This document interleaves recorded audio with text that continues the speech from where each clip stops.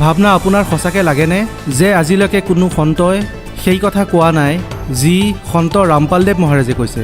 Sir আপুনিয়ে কওকচোন যে সন্ত ৰামপালদেৱ মহাৰাজৰ বাদে আন কোনোবাই এই ভক্তিৰ কথা কৈছে কোনোবাই? কাৰণ আজি যদি আমি সমাজত চাওঁ যিমানবোৰ সন্ত আছে সকলোৱে নিজৰ নিজৰ লিটাৰেচাৰ বনাই থৈছে। তেওঁলোকে নিজৰ নিজৰ ভিডিঅ' কিতাপ আদি প্ৰিণ্ট আউট কৰি অলৰেডি সেনেকুৱা কোনো বস্তুটো লুকাই থকা নাই, সকলোবোৰ আমি নেটত এভেইলেবল পাওঁ, ঠিক আছে? আৰু আপুনি মিডিয়াৰ মানুহ, গতিকে আপোনাৰ কামেই হ'ল সন্ধান কৰা। গতিকে আপুনিয়ে আমাক কৈ দিয়ক কোনজন এনেকুৱা সন্ত আছে যিজনে নিজৰ শাস্ত্ৰ খুলি এই কথা কৈছে যে পৰমাত্মা সাকাৰ হয়, অথবা এনেকুৱা কোনো সন্ত আছে যিয়ে নিজৰ শাস্ত্ৰৰ পৰা এজন ভগৱান বুলি কৈছে। যিমান সন্ত আছে সকলোৱে নিজৰ নিজৰ এজন ইষ্ট দেৱতালৈ বহি গৈছে, কিন্তু সন্ত ৰামপালদেৱ মহাৰাজ এনেকুৱা এজন সন্ত হয় যিজনে এজনেই পৰমাত্মা, যিজন কুল মালিক, সকলোৰে মালিক, যিজনে এই সৃষ্টি ৰচনা কৰিছে, তেওঁৰ বিষয়ে উইথ ফেক্ট আৰু অথেণ্টিক প্ৰুফ কৈছে।